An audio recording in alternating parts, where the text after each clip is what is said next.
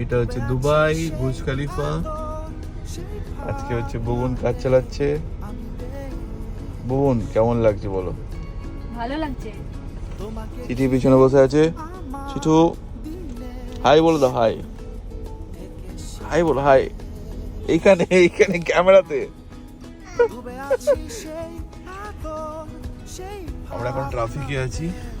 এইটা হচ্ছে দুবাই মল, এখানে লেখা আছে দুবাই মল। আমরা এর ভেতরে এখন পার্কিং এ যাবো। Just very quick.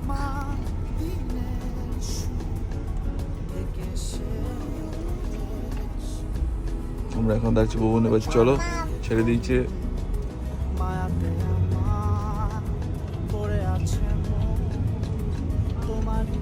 একদম ভেতরে ঢুকে যাবে।